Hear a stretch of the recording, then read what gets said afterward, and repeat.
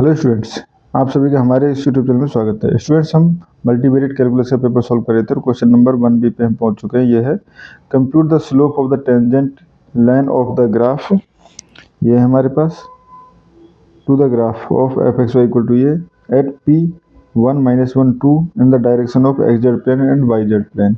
ठीक है, तो ये हमारे पास क्वेश्चन है जिसको हमें सॉल्व करना स्टार्ट करना है। गिवन है हमारे पास f x Y equal to x square plus Y square upon x Y. ठीक है, एंड गिवन पॉइंट अगर देखें तो ये P 1 - 1 एंड -2।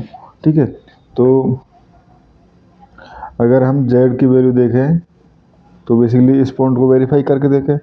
अगर हम एफ एक्स वाई इस तरह से Z की तरह ट्रीट करेंगे हम, तो एफ 1 - 1 इक्वल टू क्या हो जाएगा, 1 स्क्वायर प्लस -1 का स्क्वायर अपॉन 1.-1 इक्वल टू -2। ठीक है, so verify that z equal to -2 has a given point. ठीक है, यानी ये कंडीशन है। ठीक है, अब इस कंडीशन में हमें क्या करना है, पार्शियल डेरिवेटिव्स निकालने। ठीक है, क्योंकि हमें डायरेक्शन निकालना है तो पार्शियल डेरिवेटिव, तो इसको हम ले लेते हैं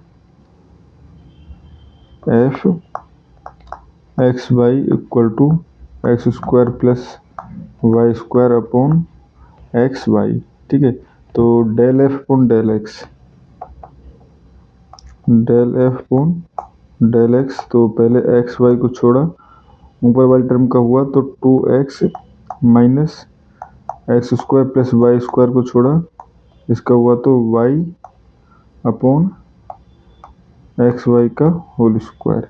ठीक है, तो यहाँ से ये हो जाएगा हमारे पास 2x square Y minus x square Y minus Y cube upon x Y का होल स्क्वायर। ठीक है, या इसको मैं सॉल्व करके लिख सकता हूँ X square Y minus Y cube, या वाई कॉमन ले लेता हूँ। ठीक है, तो Y X square minus Y square upon x Y का स्क्वायर। ठीक है, ये हो गया। या इसको मैं कैंसिल आउट करके क्या कर सकता हूँ, y कैंसिल हो जाएगी तो ये हो जाएगा X square minus Y square upon, देखो ये हो जाएगा एक्स स्क्वायर वाई। ठीक है, ये आ गया आपका partial derivative del F upon del X. ठीक है, similarly del F upon del Y अगर हम निकालेंगे तो क्या हो जाएगा, अब देखो स्टूडेंट्स यहाँ पे X square plus Y square है, ऊपर Y square plus X square, तो एफ के वाई की जगह एक्स हो जाएगा, एक्स की जगह वाई हो जाएगा। ये हो जाएगा हमारे पास y square minus x square, ठीक है, अपॉन एक्स स्क्वायर और फिर y square x, y square x. ठीक है, या आप चाहो तो पूरा कैलकुलेट कर सकते हो, या आप डायरेक्टली इस तरह से भी कर सकते हो। ठीक है, now partial derivative F X at 1 and -1 अगर हम कैलकुलेट करें तो ये हो जाएगा हमारे पास 1 एंड -1 पुट करेंगे तो ये 0, तो ये वाला पार्ट 0 हो जाएगा, 0। ठीक है, similarly del F Y 1 and -1 is also 0। ठीक है, दोनों ही पार्शियल डेरिवेटिव 0 हो गए। ठीक है, तो यहाँ से हम कह सकते हैं hence basically gradient of F basically क्या होगा, del F upon del X plus del F upon del Y.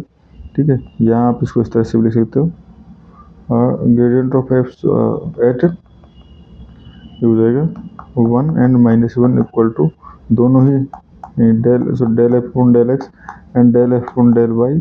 ठीक है, ये आए तो ये हो जाएगा 0 0। ठीक है, ग्रेडियंट ऑफ एफ ये आ गया। नाउ अब हमें निकालनी है direction parallel to plane.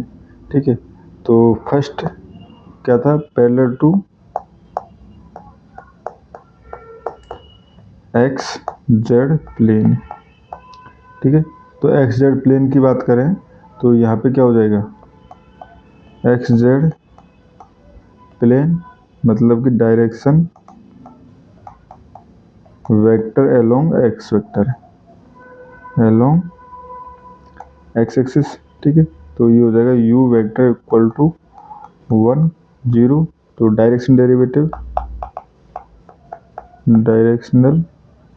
Derivative, तो ये हो जाएगा D U vector and F equal to del F cross product of U vector, ठीक है। तो ये हो जाएगा हमारे पास डेल एफ तो 0 0 में निकाल चुके हैं और यू वेक्टर 1 0 इक्वल टू 0, ठीक है।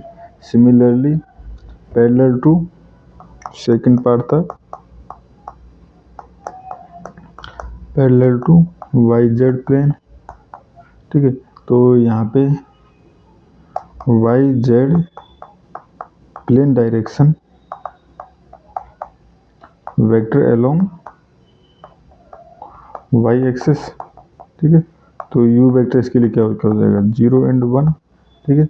तो ये हो जाएगा D U vector and F equal to 0 0 and 0 1 equal to 0, ठीक है।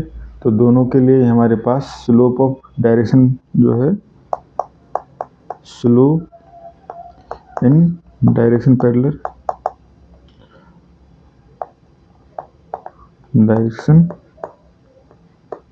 Parallel to X Z plane जो है वो हमारे पास 0 है, वाई जेड प्लेन है वो भी 0 है, ठीक है स्टूडेंट्स। और इस क्वेश्चन में हमें इतना ही करना था। Thank you.